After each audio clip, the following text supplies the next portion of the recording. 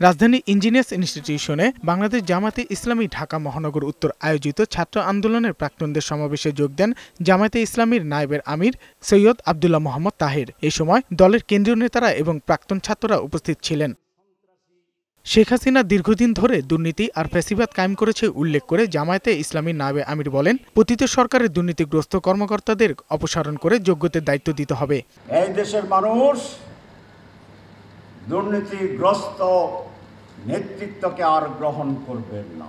তারা কোনো জালেমকে দীর্ঘ সময়ের জন্য গ্রহণ করে না, থাকতেও দেয় না। এদিকে খুলনা মহানগরী সোনাডাঙ্গায় আল ফারুক সোসাইটিতে খুলনা মহানগর জামায়াত আয়োজিত রুকন সম্মেলনে যোগ দেন জামায়াতে ইসলামীর আমির ডাক্তার শফিকুর রহমান। এই সময় দলের সেক্রেটারি জেনারেল মিয়া গোলাম পরোয়ার সহ বিভিন্ন পর্যায়ের নেতারা উপস্থিত ছিলেন। জামায়াতের আমির বলেন, জনগণ এবং রাষ্ট্রের কল্যাণ ও সমৃদ্ধির মধ্য দিয়ে এই দেশে রাজনীতি করতে হবে।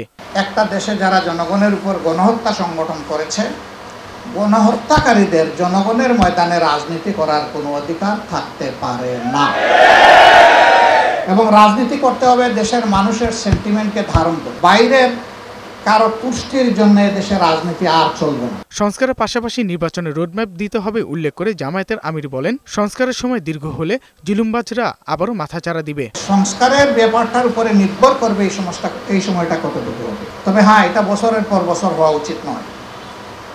তাহলে তৃতীয় পক্ষ জুলুমবাজরা আবার মাথা তুলে দাঁড়ানোর প্রয়াস চালাতে পারে। বিডিআর হত্যার ষড়যন্ত্রকারীদের বিচারের আওতায় আনার দাবিও জানান জামায়াতে ইসলামীর আমির শফিকুর রহমান। তাদেরকে সত্যটা বের করে আনতে হবে। সাজ্জাদুর রহমান, বৈশাখী সংবাদ, ঢাকা।